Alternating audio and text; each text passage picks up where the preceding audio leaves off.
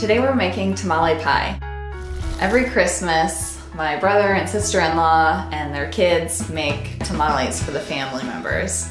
And they're kind enough to make a vegetarian version for us, which you don't see a whole lot.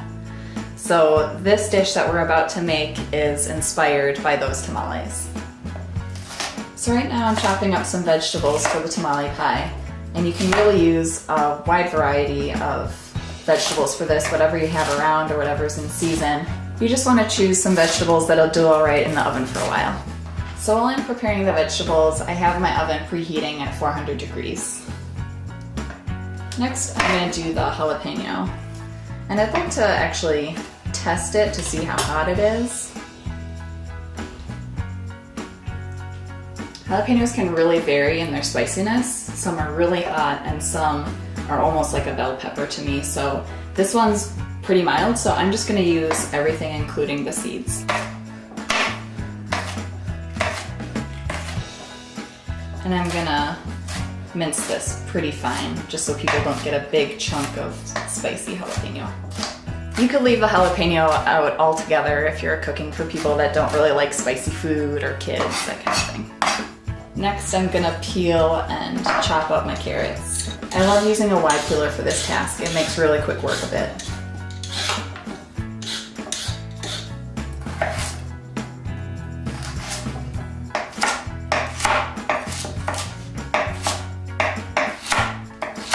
So I've washed the green onion and taken off any of the wilty leaves at the end and discarded those. So I'll just take off the ends here.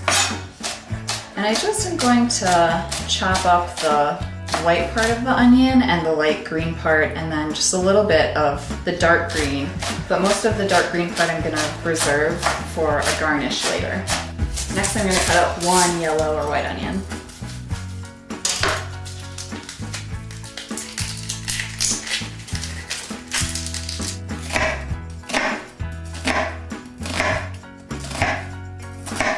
And to get uniform dice here, I'm just going to take my knife like this, out cutting all the way through the end. Hold it together for me here. Alright, so now I'm going to turn the heat on.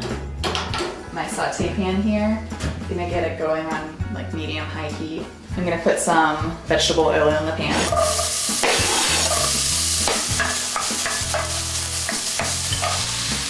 Now I'm going to mince up some garlic. Don't want to put the garlic in just yet because it might burn if I let it go too long. So next we're going to take the corn off the cob, and everybody has their own way of doing this, but my preferred method is using a pie plate, and what this does is it helps keep the kernels from going all over your work surface and your floor. So it keeps it all, for the most part, right here.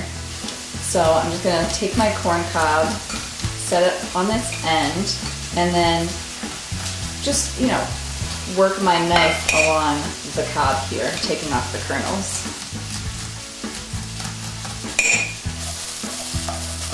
So my veggies are starting to really sweat, get a little bit of color on them. So now what I'm going to do is add a can of diced tomatoes. So now I'll continue to let that simmer over medium-high heat while I finish my corn.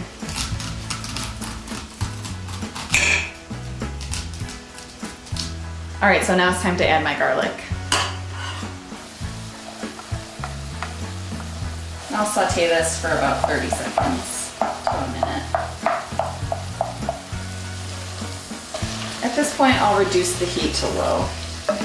So now it's time to add the corn and some black beans to my vegetable mixture. You could certainly just use a can of black beans that you've drained and rinsed. We make beans in a big batch and then freeze them, so that's what this is. It's a jar of cooked black beans.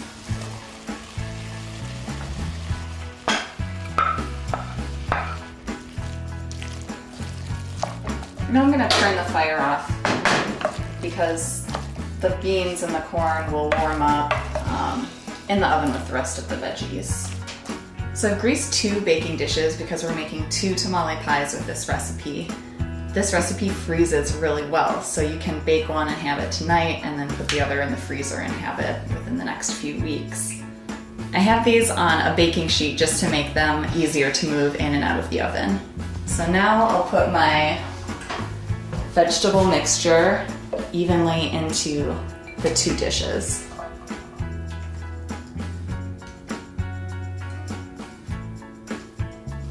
Now I'll just flatten the vegetable mixture down into the baking dishes. I'll set these aside, and now it's time to make the cornbread topping. So I have my ingredients for my cornbread topping that's going to go atop the vegetable mixture. And the star is this corn flour. It's called masa harina, or it might be called like golden corn flour. What you're looking for is something that's really finely ground. So before I start mixing things together, I'm going to go ahead and heat half a stick of butter over low heat just to melt it. I'll start by beating together 1 egg and a cup of milk in a small bowl. Next, I'm going to mix my dry ingredients in a bigger bowl. First, a cup of flour, 1 1/4 cup of your masa harina. And you can see it's really quite finely ground, so it's not that coarse cornmeal that you might use for grits or something. 1 1/2 teaspoons of baking powder, half a teaspoon of salt, and about a tablespoon of sugar. Now I'll combine these.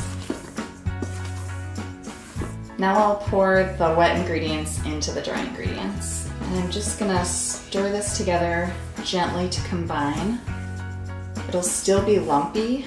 It'll be a better texture if you don't overmix. Now I'll add in my melted butter.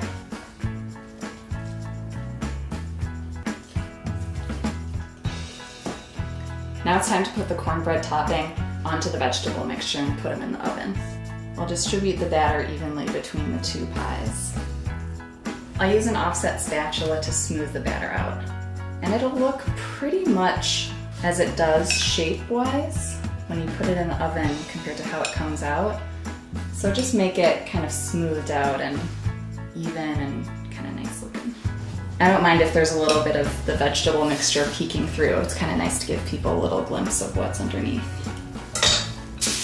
Now we'll cover the pies with some foil and pop them in the oven. We'll let these bake for 30 minutes, then remove the foil and let them bake for 30 minutes more for a total of about an hour until a toothpick inserted into the center of the cornbread comes out clean. Serve your tamale pie hot as is, or with a dollop of Greek yogurt and sliced green onion.